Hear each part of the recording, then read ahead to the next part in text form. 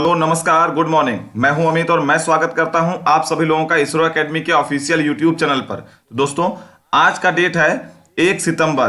तो आज हम लोग बात करने वाले हैं 1 सितंबर के सभी इंपॉर्टेंट करेंट अफेयर्स पर। ठीक है, चलिए शुरू करते हैं आज का सेशन।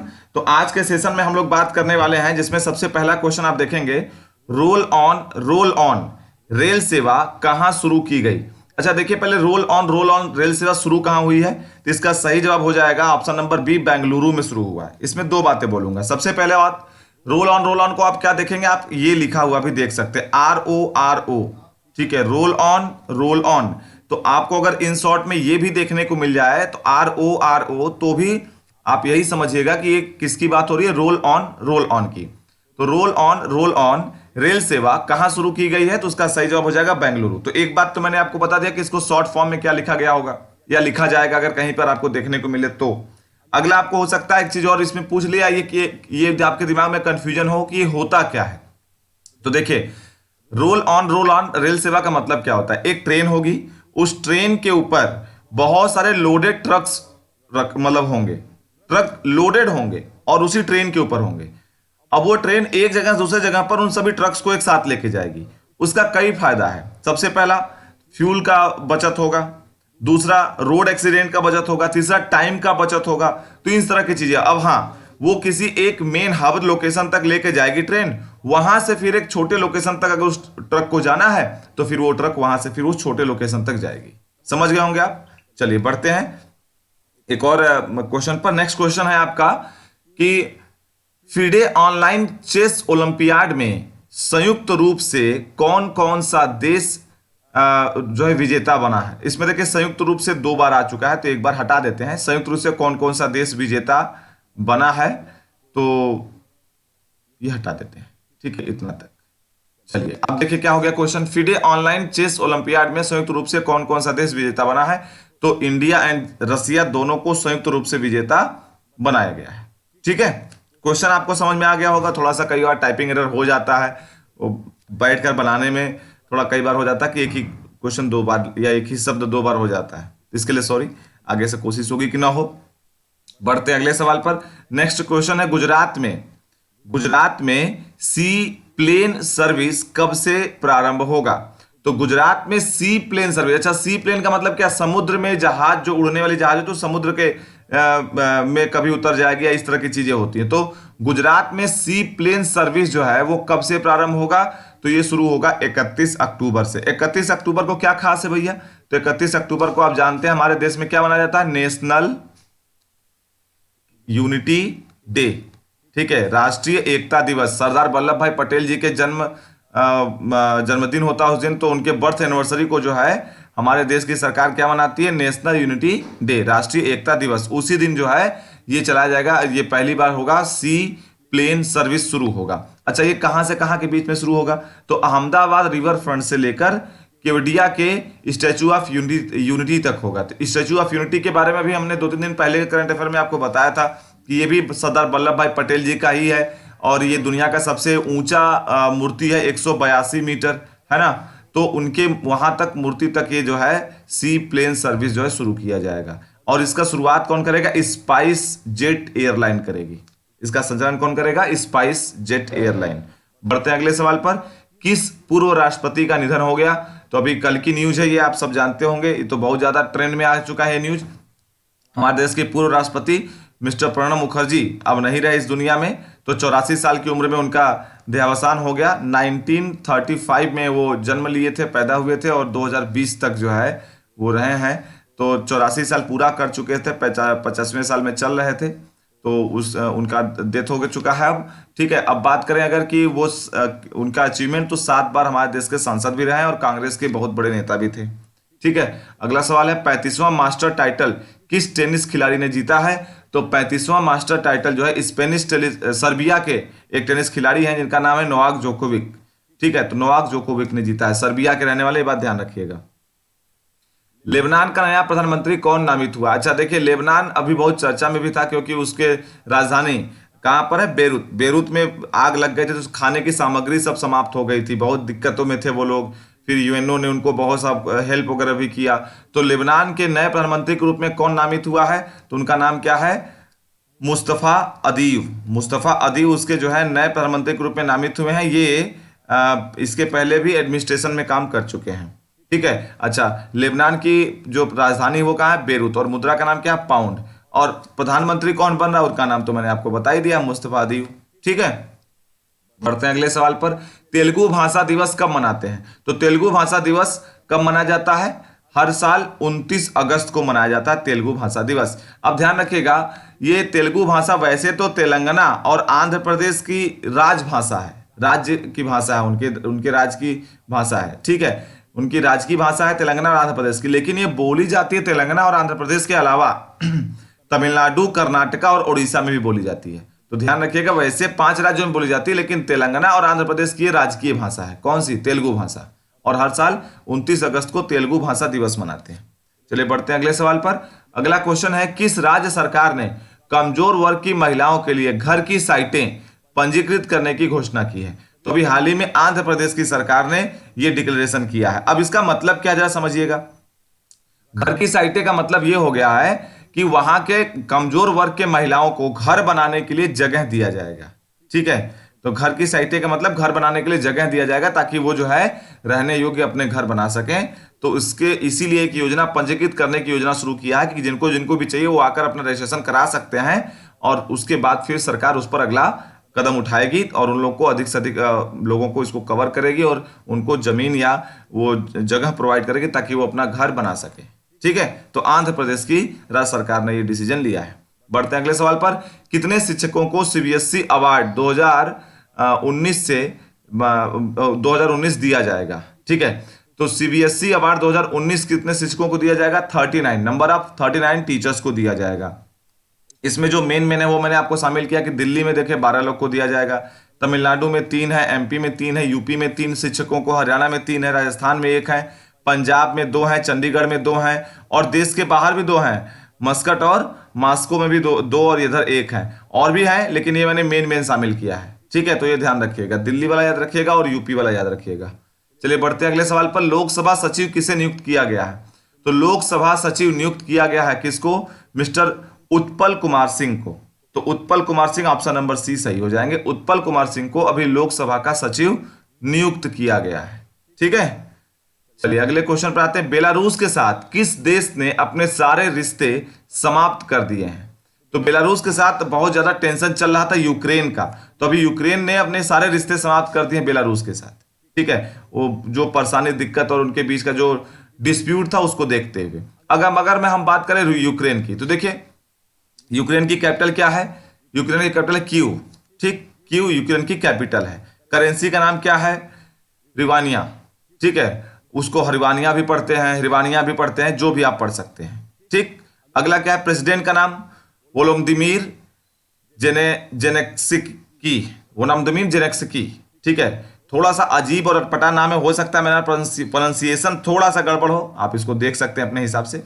ठीक है, अब बात करें जरा बेलारूस के बारे में। तो बेलारूस की कैपिटल क्या है? मिंस्क। क्या है? मिंस्क। ठीक, अच्छा, करेंसी क्या है? रूबल है। और इनके प्रेसिडेंट का नाम क्या है? Alexander Lukashenko. Alexander Lukashenko. ठीक है, बढ़ते हैं अगले सवाल पर। वर्चुअल रेसिंग चैंपियनशिप किसके द्वारा लॉन्च किया गया? तो एक ऑटोमोबाइल कंपनी है फॉक्सवैगन, तो फॉक्सवैगन के द्वारा वर्चुअल रेसिंग चैंपियनशिप जो है लॉन्च किया गया। अच्छा, फॉक्सवैगन को वॉक्सवैगन भी कहते हैं, तो ये ऑफिशियल नाम उसका वैसे वॉक्सवैगन है। आप देखोगे तो उनका जो लोगो होता है उसमें WV ऐसे बना होता है, तो गोले से सर्कल में, तो वॉक्सवैगन भी कह सकते हैं, फॉक्सवैगन भी, वैसे फॉक्सवैगन उनका प्रचलित नाम है। ठीक है, चलिए बढ़ते हैं अगले सवाल पर। नेक्स्ट क्वेश्चन है, किस देश के IIT ने संस्कृत में विज्ञान पढ़ाने के लिए नया पाठ्यक्रम की सिफारिश किया है? विज्ञान को किस भाषा में पढ़ाने के लिए? संस्कृत भाषा में। और यह सिफारिश किसने किया? IIT इंदौर ने किया है। ऑप्शन नंबर बी सही हो जाएगा। ठीक, नेक्स्ट क्वेश्चन है कि वी राम गोपाल राव की अध्यक्षता में किस संस्था के प्रयोगशालाओं के चार्टर समीक्षा के लिए एक कमेटी गठित की गई है? तो वी राम गोपाल राव की अध्यक्षता में किस संस्था के प्रयोगशालाओं के चार्टर समीक्षा के लिए एक कमेटी गठन किया गया है? तो सही हो जाएगा जवाब उसका DRDO, defence research and development organisation. ठीक है, चलिए बढ़ते हैं अगले सवाल पर। अमेरिका ने दक्षिणी चीन सागर में विवादित कृत्रिम द्वीप के निर्माण में भाग लेने वाले कितने चीनी कंपनियों को काली सूची में डाल दिया, यानी ब्लैक लिस्टेड कर दिया है? तो अमेरिका ने कुल मिलाकर नंबर ऑफ 24 चाइनीज कंपनीज को ब्लैक लिस्टेड किया है, क्योंकि उन सभी कंपनियों ने चाइना की सरकार को साउथ चाइना सी में आर्टिफिशियल अरीना या मैन मेड अरीना कहते हैं इसको, मैन मेड अरीना बनाने में हेल्प किया था। चाइना ने मट्टी लाकर चाइना से पाट कर समुद्र को उसमें द्वीप बना दिया, ठीक है। और उस द्वीप को देखिए, अब होता क्या है ना, जैसे देखो कोई देश है, चलो मान लेते हैं हम भारत की बात करते हैं, ठीक है। तो भारत देश है, हम तीन तरफ से, वेस्ट से, साउथ से और ईस्ट से, हम तीन तरफ से पानियों से घिरे हैं। इधर भी आपको समुद्र मिलेगा, अरबियन ओशियन इधर, ठीक। यहां मिलेगा आपको इंडियन ओशियन और इधर मिलेगा आपको बे ऑफ बंगाल। तो आपको अरबियन ओशियन वेस्ट साइड में मिलेगा, साउथ में इंडियन ओशियन मिलेगा और ईस्ट में मिलेगा बे ऑफ बंगाल। तो अब इसमें एक नियम लागू होता है, जिसको कहते हैं इंटरनेशनल मेरीटाइम ऑर्गेनाइजेशन, अंतरराष्ट्रीय समुद्री संगठन का एक नियम होता है कि जब भी किसी देश के जियोग्राफिकल बाउंड्री, देखो ये क्या है, जियोग्राफिकल बाउंड्री मतलब हमारे देश की भौगोलिक सीमा है।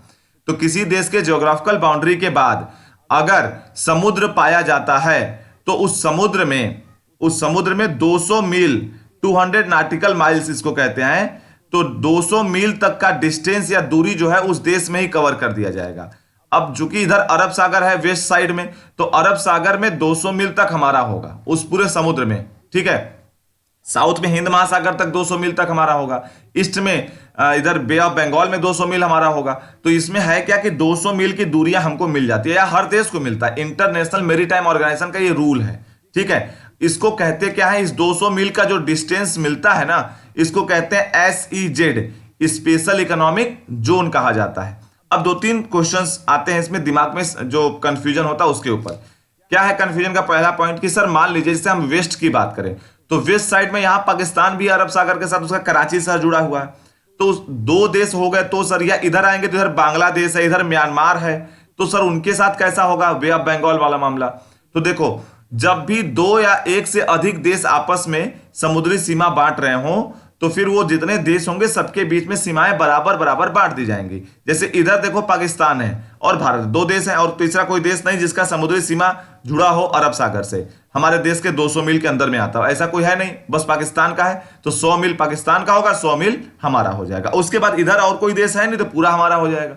उसी तरीके से अगर हम ईस्ट में आते हैं तो इधर देखो 3 देश हो जाते हैं, बांग्लादेश हो जाएगा, इधर हो जाएगा म्यांमार और भारत, तो तीनों के बीच में बराबर बराबर दूरी बढ़ जाएगी, ठीक है। तो वो चीजें अपने आपस में तय कर लेते हैं। हाँ, ये 200 मील के बाद इधर कोई देश नहीं है, तो अब ये क्या होगा, इसे कहते हैं इंटरनेशनल टेरिटरी, अंतरराष्ट्रीय सीमा, इसे कहते हैं इंटरनेशनल टेरिटरी, अंतरराष्ट्रीय सीमा ये हो जाता है। और यहां पर आकर कोई भी कुछ भी कर सकता है, किसी का रोक टोक नहीं होगा। अब इधर से कोई देश होता और उसका 200 मील आ रहा होता तो अलग बात था, लेकिन इधर कोई देश नहीं है, तो फिर ये 200 मील कोई भी कब्जिया सकता, कोई कुछ भी कर सकता है। इसको कहते हैं अंतरराष्ट्रीय सीमा, इंटरनेशनल टेरिटरी।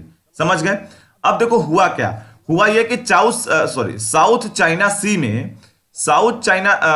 में जो है ऐसे ही इंटरनेशनल टेरिटरी के पास में, मतलब जहां पर दूसरे देश की सीमाएं नहीं है, ये 200 मील खत्म हो गया जापान वगैरह सबका, तो वो इंटरनेशनल टेरिटरी में चाइना ने क्या किया, चाइना से मट्टी लाकर पाटकर एक द्वीप बना दिया। और वो द्वीप क्या कहलाएगा, उसे कहा जाएगा, उस द्वीप को मैन मेड अरीना। अब वो मैन मेड अरीना कहलाएगा, मानव निर्मित द्वीप कहलाएगा, या कृत्रिम द्वीप भी कह सकते हो उसको, देखो मैंने यहां लिखा भी है, तो कृत्रिम द्वीप भी कह सकते हो, मैन मेड अरीना हो जाएगा। अब ये मैन मेड अरीना का केस क्या होगा कि अब उसे कब्जिया तो लेगा वो देश, जैसे चाइना ने किया, लेकिन उसमें भी 200 मील का ये दूरी कवर होगा, जो मैंने अभी थोड़ी देर पहले आपको बताया था, जो इंटरनेशनल मेरीटाइम ऑर्गेनाइजेशन यानी कि अंतरराष्ट्रीय समुद्री संगठन का रूल है। अब यहां भी इसको 200 मील मिलेगा, हर एरिया में, हर साइड में, हर डायरेक्शन में मिलेगा इसको, ठीक है। अब 200 मील उसे मिलेगा, लेकिन अब देखो ये SEZ नहीं कहलाएगा, ये 200 मील क्या कहला रहा था, SEZ ना, इसे कहेंगे EEZ, एक्सक्लूसिव इकोनॉमिक जोन कहलाएगा ये। और ये क्या था, स्पेशल इकोनॉमिक जोन, ये होगा एक्सक्लूसिव इकोनॉमिक जोन। अंतर दोनों का समझ में आ गया होगा आपको। अब देखो चाइना ने ये बना तो लिया, लेकिन चाइना ने इधर बनाया क्यों, तो चाइना ने जानबूझ के बनाया, क्योंकि भारत का मैक्सिमम एक्सपोर्ट जो होता है वो इसी रास्ते, साउथ चाइना सी के रास्ते होता है। तो वो भारत को डोमिनेट करने के लिए चाइना ने क्या किया, यहां पर मेन मेरिट अरीना बनाया। अब 200 मील कवर होगा, तो 200 मील अब चाइना का हो जाएगा। अब चूंकि 200 मील चाइना का होगा, तो उसमें होगा क्या कि जब भारत इन रास्तों से गुजरेगा तो चाइना क्या बोलेगा, तुम मेरे टेरिटरी से जा रहे हो तो तुम मुझे टैक्स दो, टैक्स नहीं दोगे तो तुम हमारा ये शर्त मानो, हम तुम्हारे देश में ये काम करेंगे, हम यहाँ डोकलाम पे रोड बनाएंगे, ये करेंगे, जो भी बातें अपनी शर्तें रखेगा। अगर टैक्स लगाएगा, अगर टैक्स लगाता, मान लो भारत ने मना कर दिया कि हम तुम्हारी कोई शर्त नहीं मानेंगे, तो कहेगा ठीक है हमारे हमारे सीमा के अंदर जाओगे हम टैक्स लेंगे। टैक्स लेगा तो उसकी वजह से हमारा जो एक्सपोर्ट है वो महंगा हो जाएगा दूसरे देशों में जाकर। तो ये सारी चीजें, ये क्या होता है, इसको कहते हैं इंटरनेशनल कोलोनाइजेशन पॉलिसी, मतलब अंतर्राष्ट्रीय कूटनीति। तो ये कूटनीति वगैरह का मामला है। इसी को ध्यान में रखते हुए अमेरिका ने बोला है कि तुम बहुत ज्यादा लोगों के साथ धोखा कर रहे हो, तो जो जो कंपनियां तुम्हारे देश की तुमको इस काम में हेल्प की हैं उन सभी कंपनियों को हम ब्लैक लिस्टेड कर रहे हैं, और वो नंबर ऑफ कितनी है, 24। ठीक है, चलिए बढ़ते हैं। उम्मीद है कि आपको समझ में आया होगा ये पॉइंट। आगे बढ़ते हैं, अगला क्वेश्चन है सार बॉम्ब। अब देखिए ये टी भी लिखा हुआ लेकिन टी साइलेंट है यहां पर, ठीक है, तो टी नहीं आप लेंगे, टी साइलेंट है। सार बम या सौर बम्बा भी कह सकते हैं। ये क्या है, ये सार्स बम या सार बम्बा जो है किस देश द्वारा बनाया गया, तो एक बम है, और ये बम बनाया किसने, रसिया ने बनाया है। ठीक है, चलिए बढ़ते हैं अगला सवाल। नेक्स्ट क्वेश्चन है किस राज्य ने चेतन चौहान के नाम पर एक सड़क के नाम रखने की घोषणा की है। तो देखिएगा चेतन चौहान जो है अभी हमारे यूपी राज्य के जो है मंत्री हुआ करते थे, कैबिनेट मिनिस्टर थे, और अभी हाल ही में कोविड-19 की वजह से उनका वो एक्सपायर कर गए हैं। तो चेतन चौहान के नाम पर अभी एक सड़क बनाने की या उनका सड़क का नाम रखने की घोषणा किया गया है, तो ये यूपी राज्य की सरकार ने किया है। ठीक है, चलिए तो ये था सभी आज के इंपॉर्टेंट करंट अफेयर्स। अब बात करते हैं current affair at a glance की। तो देखिए सबसे पहला क्वेश्चन मैंने क्या बोला था, रोल ऑन रेल सेवा कहां शुरू की गई है, तो बेंगलुरु में शुरू की गई है, कर्नाटका राज्य में पड़ता है ये। फिडे ऑनलाइन चेस ओलंपियाड में संयुक्त रूप से कौन देश जो है विजेता बना है, तो इंडिया और रसिया बने हैं। गुजरात में सी प्लेन सर्विस कब से प्रारंभ होगा, तो 31 अक्टूबर से होगा। किस पूर्व राष्ट्रपति का निधन हो गया है, तो प्रणब मुखर्जी इसके सही जवाब हो जाएंगे। 35वां मास्टर टाइटल की टेनिस खिलाड़ी कौन, किस टेनिस खिलाड़ी, सॉरी 35वां मास्टर टाइटल किस टेनिस खिलाड़ी ने जीता है, तो इसका सही जवाब क्या हो जाएगा, नोवाक जोकोविक। ठीक है, लेबनान का नया प्रधानमंत्री कौन नामित हुआ है, तो उनका नाम क्या होगा, मुस्तफा अदीब। ठीक है, तो मुस्तफा अदीब बने हैं। तेलुगु भाषा दिवस कब मनाते हैं, तो हर साल 29 अगस्त को मनाते हैं तेलुगु भाषा दिवस। 5 राज्यों में बोली जाती है ये, और तेलंगाना और आंध्र प्रदेश की राजकीय भाषा है। किस राज्य सरकार ने कमजोर वर्ग की महिलाओं के लिए घर की साइटें पंजीकृत करने की घोषणा की है, तो आंध्र प्रदेश की राज्य सरकार ने किया है। अगला सवाल था कितने शिक्षकों को सीबीएसई अवार्ड 2019 दिया जाएगा, तो उसका सही जवाब क्या था, 39 नंबर ऑफ 39 जो है टीचर्स को दिया जाएगा, जिसमें सबसे अधिक दिल्ली से हैं 12। लोकसभा सचिव किसे नियुक्त किया गया है, तो उत्पल कुमार सिंह को नियुक्त किया गया है लोकसभा सचिव। बेलारूस के साथ किस देश ने अपने सारे रिश्ते समाप्त कर दिए हैं, तो यूक्रेन ने कर दिया अपने आपसी तनाव की वजह से। वर्चुअल रेसिंग चैंपियनशिप किसके द्वारा लॉन्च किया गया है, तो फॉक्सवैगन के द्वारा लॉन्च किया गया है, एक ऑटोमोबाइल कंपनी है। देश के किस आईआईटी ने संस्कृत में विज्ञान पढ़ाने के लिए नया पाठ्यक्रम की सिफारिश की है, तो आईआईटी इंदौर ने किया है। वी राम गोपाल राव की अध्यक्षता में किस संस्था के प्रयोगशाला के चार्टर समीक्षा के लिए एक कमेटी गठित की गई है, तो डीआरडीओ इसका सही जवाब था, defence research and development organisation. America ने दक्षिण चीन सागर में विवादित कृत्रिम द्वीपों के निर्माण में भाग लेने वाले कितने चीनी कंपनियों को काली सूची में डाल दिया है, तो नंबर ऑफ 24। नेक्स्ट क्वेश्चन पे आते हैं, तो अगला क्वेश्चन था सार बम्बा या सास बम किस देश के द्वारा बनाया गया है, तो रसिया के द्वारा बनाया गया है। और आखिरी सवाल था किस राज्य ने चेतन चौहान के नाम पर एक सड़क का नाम रखने की घोषणा किया है, तो यूपी राज्य सरकार ने किया है। ठीक है, तो ये था current affair at a glance. अब बात करते हैं कल पूछे गए सवाल पर। तो कल का एक सवाल था कि सबसे कम उम्र के में अंतर्राष्ट्रीय बुकर पुरस्कार जीतने वाली लेखक कौन है, तो जीतने वाले लेखक का नाम क्या है, मार्के लूकस राजनेवेल्ड। ठीक है, तो रिजनेवेल्ड जो है मार्के लूकस रिजनेवेल्ड ने जीता है, और इन्होंने जो जीता ये रहने वाली कहाँ की हैं, ये नीदरलैंड या हॉलैंड कह सकते हैं, वहां के रहने वाली हैं। 29 साल की उम्र में इन्होंने जीता है। ठीक है, चलिए बढ़ते हैं आज के सवाल पर। तो आज का पहले अच्छा देख लेते हैं कितने लोगों ने इसका सही जवाब दिया था। तो शिवम सिंह, श्वेता तिवारी, वैभव सिंह, दीप्ति सिंह, विनय गौरव, मुस्कान तिवारी, अभिषेक यादव, नरेंद्र कुमार मिश्रा, अमीषा सिंह राजपूत, विकास पटेल, संदीप यादव, रविशा धमेजा, मनु, दीपा मौर्य, अंजलि मिश्रा, विक्रम सिंह, सूरज कुमार, अर्चना मिश्रा, रुचि सिंह, प्रिया कुमारी, अश्वनी आर्या, सुभी दुबे, ममता सोनी, पूजा सिंह, आनंद प्रकाश, अजय सिंह, विकास, अनुराग त्रिपाठी, अनुराग वर्मा, अरविंद पटेल, ज्योति गुप्ता, पूनम पटेल, सचिन सिंह, अनूप कुमार सिंह, मयंक यादव, गरिमा पांडे, सतीश कुमार बर्नवाल, अंजलि मिश्रा, कृतांग अग्रवाल, जयप्रकाश पटेल, शुभम भारद्वाज, आकांक्षा मिश्रा, राजकुमार बाबू, इतने लोगों ने इसका सही जवाब दिया है। तो आप सभी लोगों को बहुत बहुत धन्यवाद और बधाई कि आपका जवाब सही है। तो अब बात करते हैं आज के सवाल पर। अगला सवाल आज का है कि लुइस एबिनेडर को किस देश के राष्ट्रपति के रूप में चुना गया है। ठीक है, सवाल फिर से सुन लीजिएगा, लुइस एबिनेडर किस देश के राष्ट्रपति बने हैं। आपका जवाब जो ऑप्शन है वो है Dominican Republic, Norway, Myanmar, Indonesia, none of this. देखते हैं इसका सही जवाब कितने लोग देते हैं, क्योंकि कुछ लोगों का डिमांड था कि सर आपने 1 या 2 दिन पुराना क्वेश्चन पूछते हैं तो उसका जवाब बहुत लोग देते हैं, थोड़ा और पुराना सवाल पूछा करिए। तो मैंने उनकी रिक्वेस्ट को ध्यान में रखते हुए थोड़ा और पुराना क्वेश्चन उठाया है। अब देखते हैं इसका जवाब कितने लोग सही देते हैं और ईमानदारी से देते हैं। तो कमेंट बॉक्स में कमेंट करके अधिक से अधिक लोग जो है इसका जवाब दीजिएगा। और अगर आपको इस वीडियो में कुछ भी कमी नजर आती है या कुछ आप शामिल करवाना चाहते हैं तो उसको भी बताइएगा। कुछ लोगों के जो विचार थे वो शामिल करने की बात मैंने भी की थी पहले से, वो उस पर विचार चल रहा है। बात ये भी चल रही है कि हम लोग लाइव क्लास में आएंगे तो उस सब चीजों को शामिल करेंगे। ठीक है, तो उम्मीद करते हैं कि आपको आज का सेशन अच्छा लगा होगा। अच्छा लगा हो तो इसे लाइक और शेयर करना बिल्कुल मत भूलिएगा। चैनल पर पहली बार आए हैं तो चैनल को सब्सक्राइब करना बिल्कुल भी मत भूलिएगा। ठीक है, मिलते हैं फिर किसी और वीडियो में, तब तक अपना ख्याल रखिएगा। जय हिंद, धन्यवाद।